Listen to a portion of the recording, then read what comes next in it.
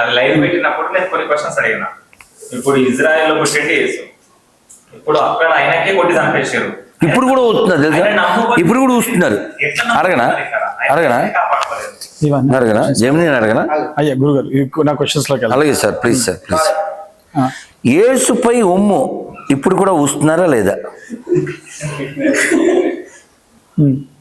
Sir చెప్పండి. Recent గా సాయిబాబా దేవుడు కాదు అని చెప్పేసి రకరకాల క్వశ్చన్స్ డిబేట్స్ బయట జరిగినాయి గురువు గారు. అందులో కొంతమంది వ్యక్తులు జెన్యున్ గా మాట్లాడింది ఏంటంటే మీ బ్రాహ్మణుల ప్రతిష్టలు చేయించారు. అండ్ ఇంకోటి అనేది ఏంటంటే అక్కడ బాబాకి పొద్దున్నే అభిషేకం చేసేటప్పుడు పురుష సూక్తంతోనే చేస్తున్నారు, నమాజ్ చేయట్లేదు, ప్రార్థన చేయట్లేదు. అక్కడ రోజు కూడా మంత్రపుష్పం అనేటువంటిది జరుగుతుంది. అక్కడ శాస్త్రోక్తంగా నిత్యం నిత్యాగ్నిహోత్రం చేసినట్టుగా ధుని వెలుగుతుంది. ఇక్కడ ముస్లిమ్స్ ఎవరు లేరు కదా, ఎందుకు ఒక ముస్లిం అయ్యున్న వ్యక్తి హిందూ మతంలోకి మారి అతను బృందావనం అనేటువంటిది ఒకటి షిరిడీలో కట్టాలనుకోవడము, కృష్ణుడి దేవాలయం కట్టాలనుకోవడము, తర్వాతకి ఆ ప్రదేశంలో బాబా దేవాలయం జనాలు కట్టారు, ఆయన ఏం కట్టలేదు కదా, ఇక్కడ ఎందుకు మీరు ఇంత వ్యతిరేకత చూపిస్తున్నారు అని ఒక వ్యక్తి అడిగాడు. దానికి సంబంధించి సమాధానం.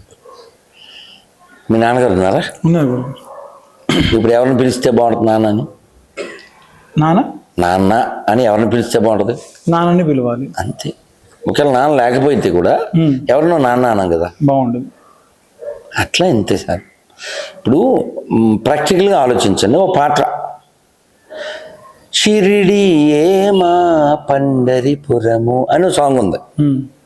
ఇప్పుడు పండరిపూర్ అక్కడ ఉంటే మళ్ళీ షిరిడి పండరిపూర్ ఎందుకు చేయాలి సార్? కరెక్ట్ కాదు. పండరిపూర్ అంటే చౌకామేళ, పండరిపూర్ అంటే పాండురంగడు, పండరిపూర్ అంటే రుక్మిణీభాయ్, పండరిపూర్ అంటే రుక్మాభాయ్, పండరిపూర్ అంటే కదా. నేను అనేది ఇప్పుడు పండరిలో మీరు కావాలితే మన సుందర చైతన్యానంద స్వామీజీ బుక్ ఒకటి ఉంది, అద్భుతమైన బుక్, చంద్రభాగా తరంగాలు. చదవండి, మీ హృదయం పొంగకపోతే అడగండి. చంద్రభాగా తరంగాలు.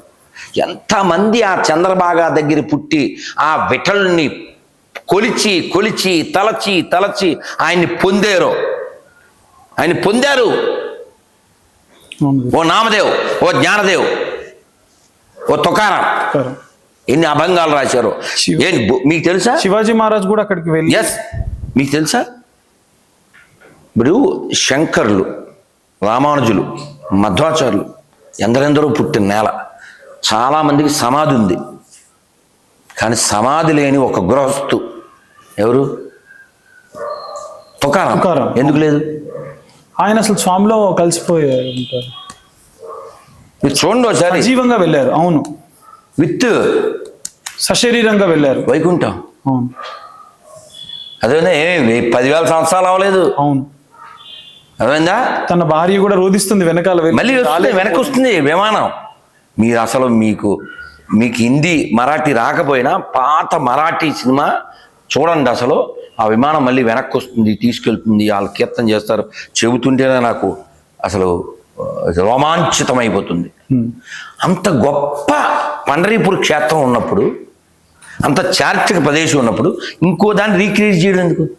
అది మీ నాన్నగారు ఉన్నారని అడిగాను, అందులో అంతా ఉంది. ఓకే.